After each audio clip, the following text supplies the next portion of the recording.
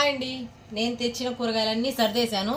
దీంట్లో ఏమేమి వెరైటీస్ తెచ్చానో చూపిస్తాను. వీడియో చేయటం ఏంటి కూరగాయలకు కూడా అని అనుకుంటున్నారా?